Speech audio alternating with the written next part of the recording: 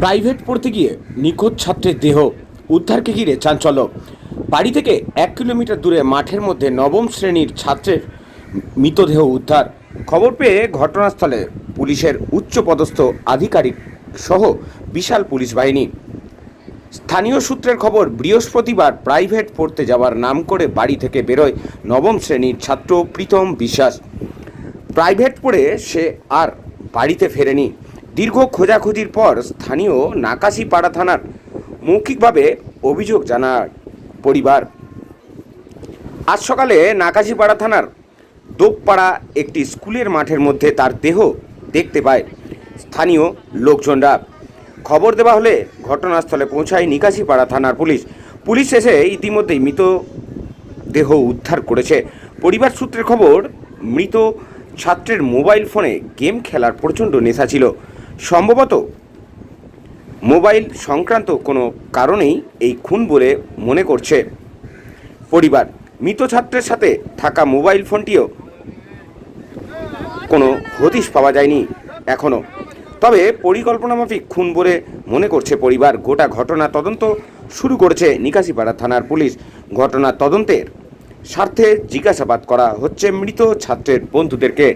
সরাসরি দেখছেন সেই ছবি, কি বলছেন সরাসরি শোনাবো।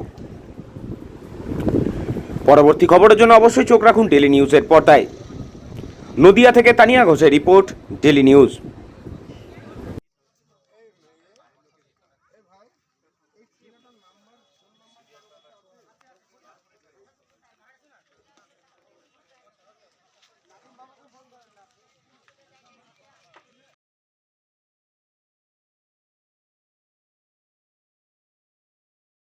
প্রীতম দিয়ে ও বলছে, দাদা ওকে খুঁজে পাওয়া যায় না, তাহলে চলো দাদা একটু থানায় যেতে হবে। ঠিক আছে ভাই, তুই যা, পুলিশ তো 9টার আগে ওঠে না, তা আধ ঘন্টার মধ্যে আমি মরে যাচ্ছি, যা। দিয়ে কথা বলে ও বললো, দাদা আবার একজন গিয়ে বললাম সাইকেলটা পাওয়া গেছে। আমি বললাম কোথায়? বললো ওই মাঠে। তাহলে ভালো করে খোঁজ। দিয়ে জঙ্গল খুঁজে ওরা আধ ঘন্টার মধ্যে আমাকে বললো, দাদা হ্যাঁ পাওয়া গেছে, ওখানে দেখো ফাঁস লাগিয়ে পড়ে আছে।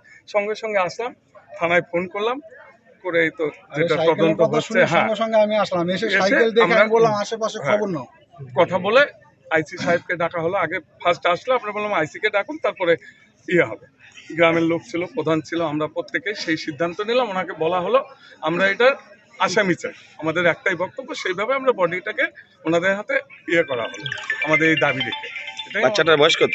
বাচ্চাটা বয়স 14 বছর। কোন ক্লাসে পড়ে? ক্লাস 9। কোন স্কুল? Patikabari high school. কবে থেকে মিসিং ছিল? মিসিং কাল 7টার পরের থেকে ওকে ইয়ে পাওয়া যায় না, মানে 6:50-এ পরে ও বাড়িতে 7টায় খবর যায়, আসে না, তখন থেকে খোঁজাখুঁজি করে। ওইখানে মানে পা হাত এক জায়গায় করে ফাঁস লাগানো ছিল, ওটা দড়ি ছিল না, লাইনের দড়ি। কেউ বা কারা খুন করে মেরেছে নাকি? সেটা এখনো এই বিষয়ে কিছু বলতে পারবো না, এটা আইসি সাহেব দায়িত্ব নিয়ে আমাদের বলে গেছে। এটা আমরা তদন্ত করে আপনাদের হাতে আমরা দেবো।